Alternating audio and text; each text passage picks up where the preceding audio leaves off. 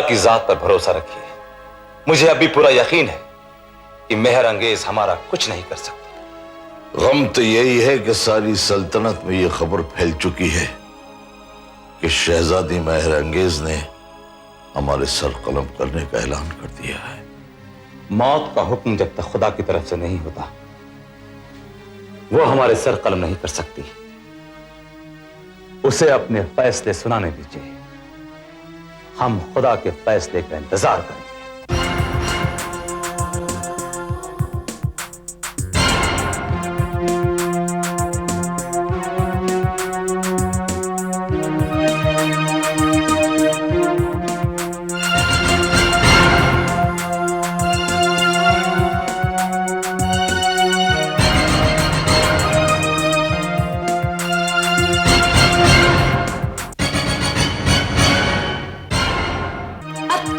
अपनी मौत का इंतजार करने की कोई जरूरत नहीं है।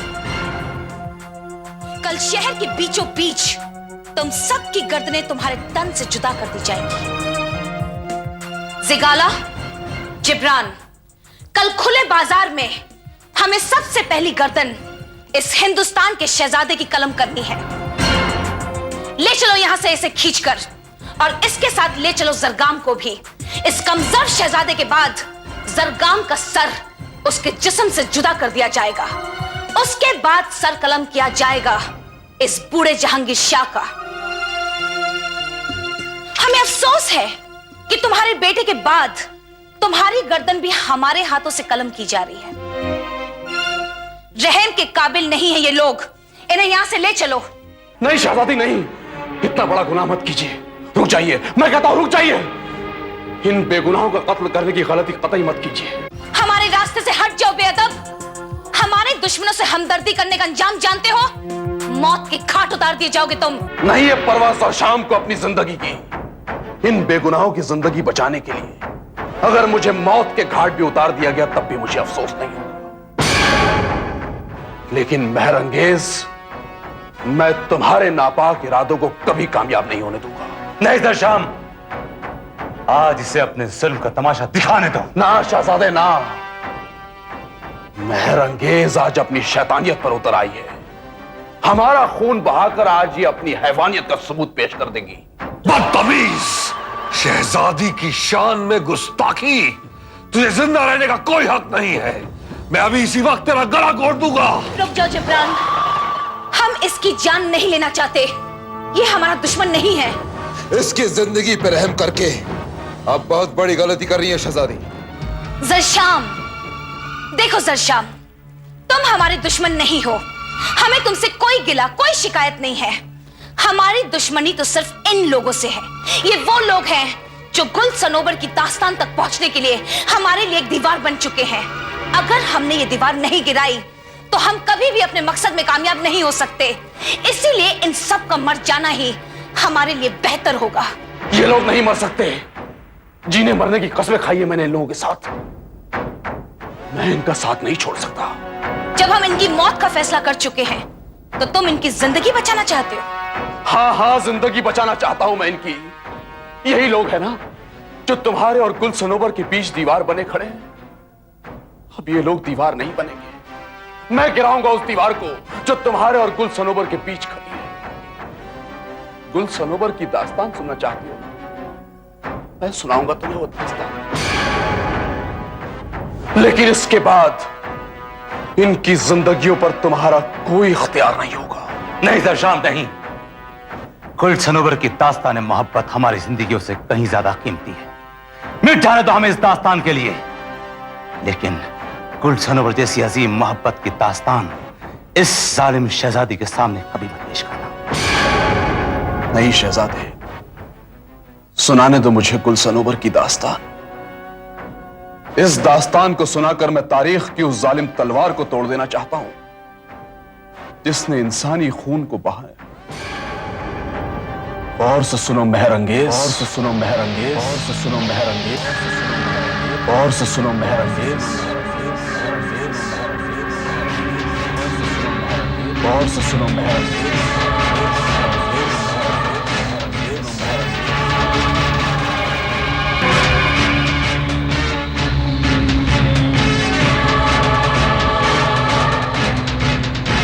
दिलावर, जरशाम की कुछ खबर मिली? उसे तो अब तक लौट कर आ जाना चाहिए था, तो फिर वो लौट कर आया क्यों नहीं? उसी की वजह से हम सब लोग भी परेशान हैं सिकंदर। उसे तो बहुत पहले आ जाना चाहिए था। हम सरोवर को क्या जवाब देंगे दिलावर? यही बात मेरी समझ में नहीं आती सिकंदर। क्या अब हम सरोवर के सामने किस तरह जाएंगे? उसके न लौटने का सबब क्या है दिलावर? सबब मत पूछ सिकंदर, मत पूछ। सबब बड़ा ही अजीब हो गया है।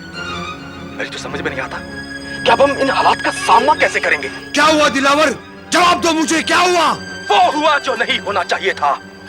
एक बहुत बड़ी गलती हो गई उन लोगों से। क्या गलती हो गई उन लोगों से? क्या गलती हो गई उन लोगों से? जिहाक के कबीले का एक साथी जो कभी तुर्किस्तान गया था, मेहर अंगेज के हाथों गिरफ्तार कर लिया गया। मेहर अंगेज के हाथों गिरफ्तार कर लिया गया? हाँ, उसने वही किया जिसका हमें डर था। क्या किया उसने दिलावर? क्या किया उसने? उसने मेहर अंगेज को गुल सरोवर की अधूरी दास्तां सुना दी। क्या उन बागियों ने मेहर अंगेज को गुल सरोवर की अधूरी दास्तां सुना दी? हाँ सिकंदर, हाँ। और अब पूरी दास्तां सुनने के लिए मेहर अंगेज पागल हो चुकी, दीवानी हो चुकी, इसलिए उसने सबको कैद कर लिया है। यानी जरशाम को भी कैद कर लिया गया? हाँ सिकंदर, जरशाम उसकी कैद में है, लेकिन जिहाक की बहन अजरा कत्ल कर दी गई। अजरा कत्ल कर दी गई? हाँ, अजरा कत्ल कर दी गई और उसका ताबूत हासिल करने की कोशिश में जरशाम गिरफ्तार कर लिया गया। अब कहीं ऐसा ना हो मेहर अंगेज गुल सरोवर की पूरी दास्तां सुनने के लिए उसे मजबूर न करे। यकीनन वो ऐसा ही करेगी। अगर ऐसा हुआ तो हम सरोवर को क्या जवाब देंगे?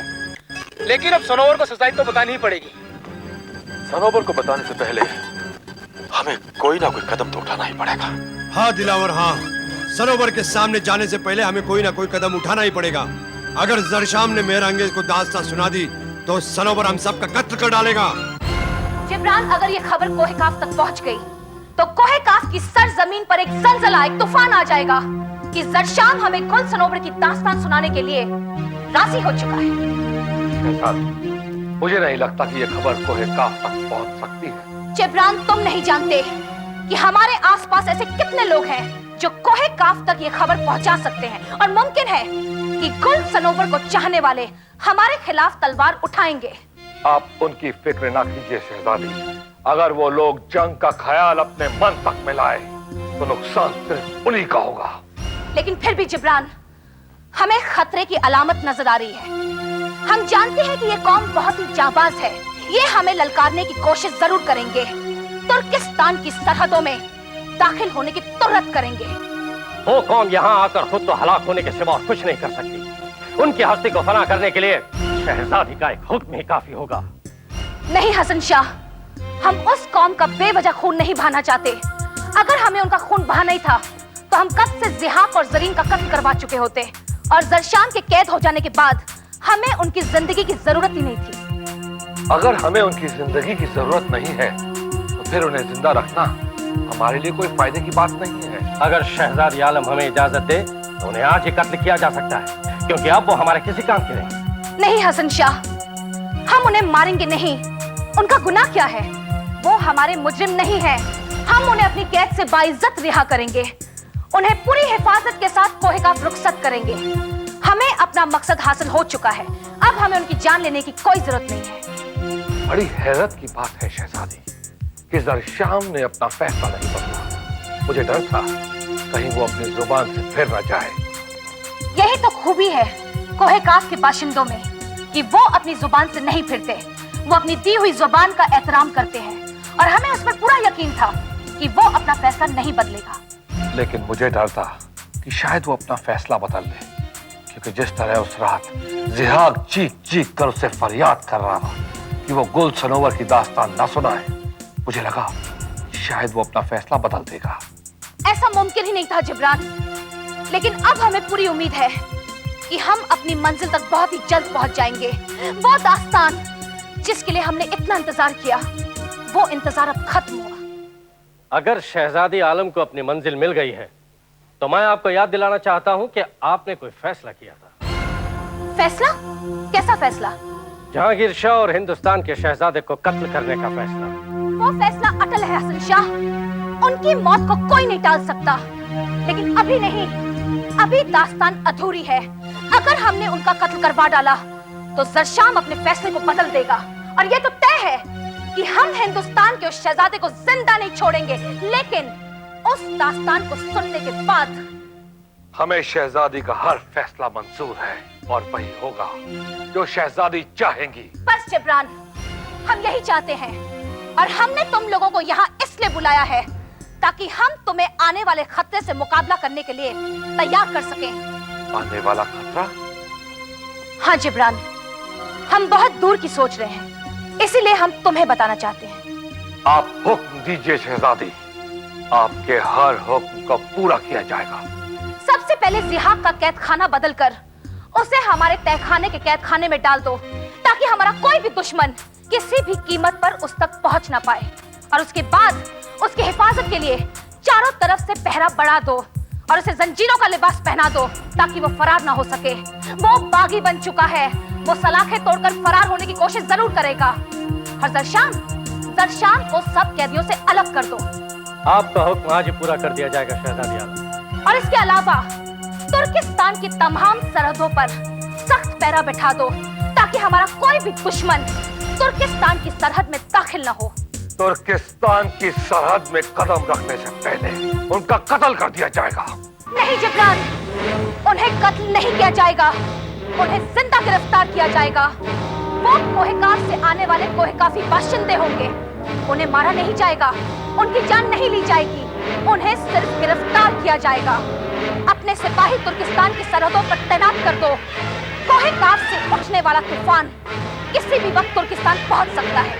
सरोवर तो एक बार हमें माफ भी कर देगा दिलावर, मगर सरोवर का वो खास आदमी चंगेज, वो हमें कभी माफ नहीं करेगा। इसीलिए हमने फैसला किया है सिकंदर कि हम चंगेज के पास जाएंगे और उसके सामने सही सूरत हाल बयान कर देंगे। हम उसे बताएंगे कि अगर जरशाम वहां गिरफ्तार हो गया है तो इसमें हमारा क्या कसूर। सिकंदर, हमें चंगेज के पास जाना चाहिए। तुम अपने होश और हवास में तो हो दिलावर। तुम चंगेज के सामने जाओगे उसे यह बताने के लिए कि कोहेकाफ का दिलेर तुर्किस्तान में गिरफ्तार हो गया। एक ही लवे में तुम्हारी गर्दन उड़ा के रख देगा वो। और अगर सच्चाई उसके सामने आ गई तब भी हमें मौत के सिवा कुछ नहीं मिलेगा। दोनों सूरतों में मौत हमारी। सोच लो क्या करना है। अगर मरना है तो बुज़दिली से क्यों, मुकाबला करके क्यों ना मारा जाए। कामला, मैं समझा नहीं नादिर, तुम क्या कहना चाहते हो? क्या हम सरोवर के खिलाफ तलवार उठा ले? सरोवर के खिलाफ नहीं तो फिर किसके खिलाफ? मेहर अंगेज के खिलाफ। मेहर अंगेज के खिलाफ? क्यों? उसने तो हमारे साथ कुछ बुरा नहीं किया और वो शहजादी हमारे सामने जंग का इरादा लेकर भी नहीं आई थी। तो फिर जरशाम भी तो मेहर अंगेज के खिलाफ जंग करने नहीं गया था। वो तो कोहेकाफी बाशिंदे जरीन, जियाक और अजरा को आजाद करने के लिए यहाँ से गया था। हम जानते हैं जरशाम वहां जंग के इरादे से नहीं गया था, मगर उसका गिरफ्तार कर लिया जाना जंग की दलील बन गया। इसीलिए तलवार उठाना हमें बहुत जरूरी है। अब हमारे सामने दो ही रास्ते हैं। या तो चंगेज को बता दें कि जरशाम मेहर अंगेज के हाथों गिरफ्तार कर लिया गया है, या फिर मेहर अंगेज के साथ जंग करके जरशाम को आजाद कराने के लिए तुर्किस्तान की तरफ निकला जाए। बोलो क्या ख्याल है? अगर हमें मरना ही है तो चंगेज की तलवार से क्यों, तुर्किस्तान जाकर मरेंगे। मैं भी यही कह रहा हूँ। अगर हम नाकाम होकर चंगेज के सामने चले गए तब भी वो हमें मार डालेगा। बेहतर यही है कि मेहर अंगेज के हाथ से लड़ते हुए हम मारा जाए। अगर तुम लोग मेरे साथ हो तो मैं अभी और इसी वक्त तुर्किस्तान की तरफ निकलने के लिए तैयार हूं। बस हमें दो ही फैसले करने हैं, या तो जरशाम को साथ लेके लौटना है या अपना सर कलम करा देना है। कौन है हम में से जो तुर्किस्तान का रास्ता जानता हो? हम में से तो कोई नहीं जानता। फिक्र करने की कोई जरूरत नहीं है, हमें बड़ी आसानी से तुर्किस्तान जाने का रास्ता मिल जाएगा। लेकिन कैसे? क्या तुम जानते हो? मैं नहीं जानता तो क्या हुआ, लेकिन एक शख्स को जानता हूं जो तुर्किस्तान जाने का रास्ता जानता है। कौन है वो शख्स? जादूगर आमरी। जादूगर आमरी? क्या वो तुर्किस्तान से वापस आ गया? हाँ, वो तुर्किस्तान से वापस आ चुका है। सिकंदर, हमारा उससे मिलना बेहद जरूरी है। सिर्फ जादूगर आमरी ही है जो तुर्किस्तान जाने का रास्ता जानता है। देर करने की जरूरत नहीं है, चलो फौरन चलते हैं जादूगर आमरी के पास। चलो। गले खुशबू, गले खुशबू, गले खुशबू, गले खुशबू इधर हम अमरोज़ रसीद अज़दस्ते महबूब बदस्तम बदो गुफ्तम के मुश्की आबिरी के अजबुए दिलावे से तमस्तम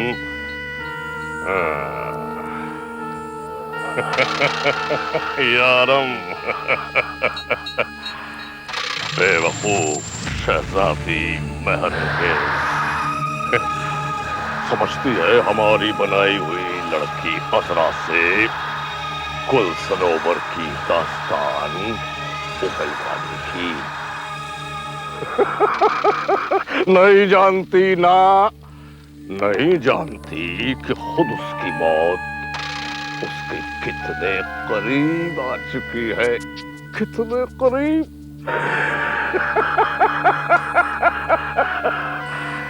कोई नहीं जानता जादूगर आमरी के दिल का राज, कोई नहीं जानता, कोई नहीं।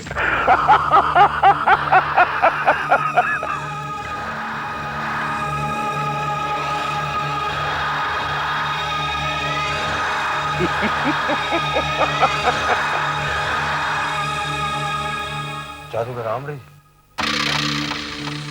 जादूगर आमरी, हम लोग आप ही से मिलने के लिए आए हैं। ये वक्त जादूगर आमरी से मिलने का नहीं है। जाओ, चले जाओ यहाँ से। नहीं जादूगर आमरी, इस वक्त हमारा आपसे मिलना बेहद जरूरी है और आपके अलावा इस वक्त ऐसा कोई शख्स नहीं है जो हमारी फरियाद सुन सके। फरियाद? कैसी फरियाद? कौन हो तुम लोग और कहां से आए हो? हम लोग कोएकाफ के बाशिंदे जादूगर आमरी और सनोबर के खास दरबारी। सनोबर के खास दरबारी? हाँ जादूगर आमरी। तो फिर आमरी के पास आने का मकसद?